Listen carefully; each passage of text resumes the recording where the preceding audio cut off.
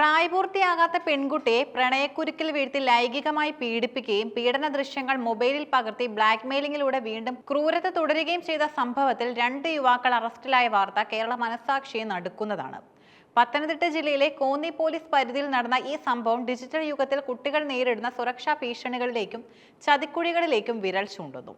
കേരളത്തിൽ സമീപകാലത്ത് വർദ്ധിച്ചു വരുന്ന സൈബർ അധിഷ്ഠിത കുറ്റകൃത്യങ്ങളുടെയും ലൈംഗിക അതിക്രമങ്ങളുടെയും പട്ടികയിലേക്ക് ഏറ്റവും ഒടുവിലായി ചേർക്കപ്പെട്ട ഒന്നാണ് പത്തനംതിട്ടയിൽ നടന്ന ഈ ദാരുണമായ സംഭവം.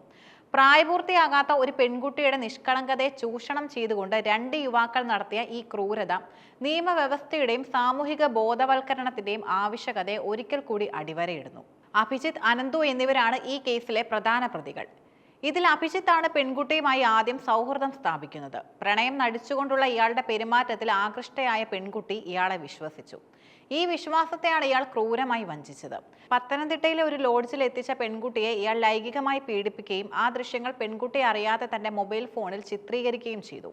അഭിജിത്ത് താൻ പകർത്തിയ ദൃശ്യങ്ങൾ തന്റെ സുഹൃത്തായ അനന്തുവിന് കൈമാറി.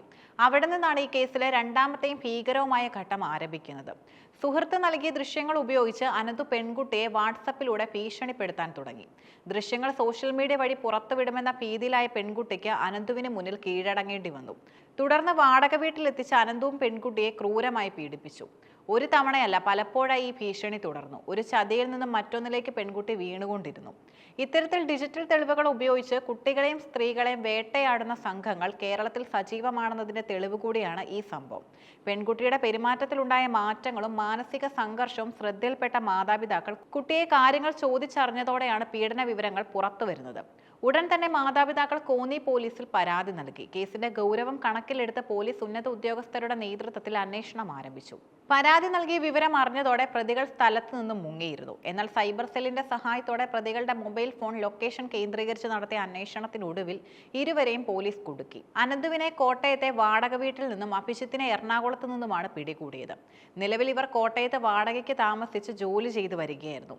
പ്രായപൂർത്തിയാകാത്ത കുട്ടികൾക്കെതിരെയുള്ള ലൈംഗിക അതിക്രമം എന്ന നിലയിൽ പ്രതികൾക്കെതിരെ പോക്സോ നിയമപ്രകാരമാണ് കേസ് രജിസ്റ്റർ ചെയ്തിരിക്കുന്നത്. ഇതിനു പുറമെ IT ആക്ട് പ്രകാരം അശ്ലീല ദൃശ്യങ്ങൾ പകർത്തുന്നതിനും പ്രചരിപ്പിക്കുന്നതിനും ഇവർക്കെതിരെ കേസെടുത്തിട്ടുണ്ട്. ഇത്തരത്തിലുള്ള കേസുകളിൽ ജാമ്യം ലഭിക്കുക എന്നത് വളരെ പ്രയാസകരമാണ്. കുറ്റം തെളിയിക്കപ്പെട്ടാൽ ജീവപര്യന്തം വരെ തടവ് ശിക്ഷ ലഭിക്കാവുന്ന കുറ്റകൃത്യമാണിത്.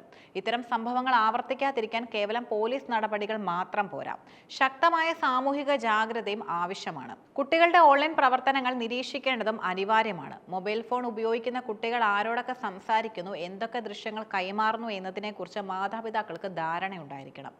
എന്തെങ്കിലും തരത്തിലുള്ള ഭീഷണിയോ ബ്ലാക്ക്മെയിലിംഗോ നേരിടേണ്ടി വന്നാൽ അത് മാതാപിതാക്കളോടോ പോലീസിനോടോ തുറന്നു പറയാൻ കുട്ടികളെ പ്രാപ്തരാക്കണം.